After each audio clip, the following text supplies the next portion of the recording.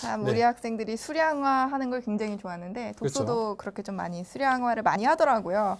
근데 사실 저는 이제 아이들에게 말을 많이 해주는 것 중에 하나가 권수 무시 못한다고 얘기를 많이 해요. 왜냐하면 독서는 그 학생의 관심도를 보여주는 요소이기도 하면서 학업적인 역량도 보여줄 수 있고 전공에 대한 역량도 보여줄 수가 있어요. 그만큼 활용할 수 있는 부분들이 굉장히 많기 때문에 좀 다독을 하는 것이 좋다라고 얘기를 많이 하죠. 네.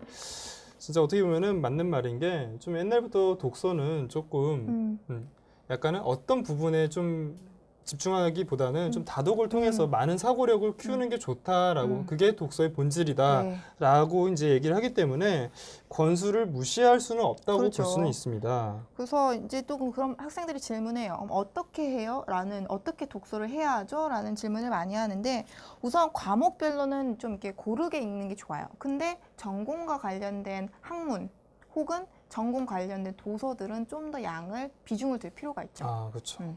그래서 그렇게 읽는 것이 좋고요. 그리고 이제 단순히 뭐 내가 책을 많이 읽으면 좋겠지라는 게 아니라 이 책을 선정할 때도 그 책의 난이도를 좀 고려해야 돼요. 난이도. 그렇죠. 왜냐하면 이 책의 난이도가 학생의 학업적인 역량을 평가하는 거거든요. 그렇죠. 그래서 난이도가 높은 책 혹은 원서를 읽었다.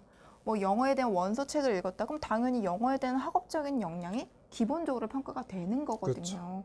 그래서 약간 책을 고를 때에도 그 난이도를 좀 고려할 필요가 있다라고 독서 활동은 정리를 할 수가 있을 것 네. 같습니다.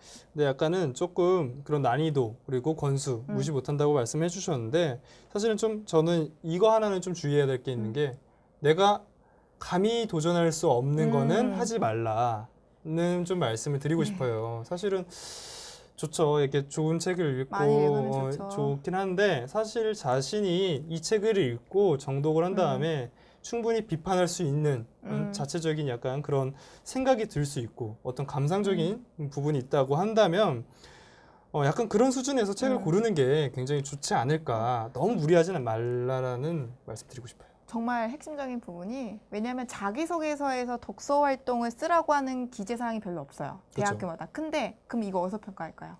면접에서 다시 물어봐요. 그렇죠. 그렇기 때문에 내가 정말 어려운 책을 읽었어요. 근데 그거를 면접장에서 말을 못한다? 그렇죠. 그러면 그거는 이제 평가에 있어서 긍정적인 게 어렵겠죠. 그래서 진짜 장유원님 말씀대로 본명 약간 자꾸 말씀하지 마세요. 저 들통나고 있어요. 이게 이름을 말하면 안 되는데 자꾸 실수를 하네요. 네. 그래서 우리 장유원님 말씀대로 자기가 좀 이해할 수 있는 수준 정도로 근데 난이도를 좀 고려해서 독서 활동을 그렇죠. 하는 것이 좋을 것 같습니다.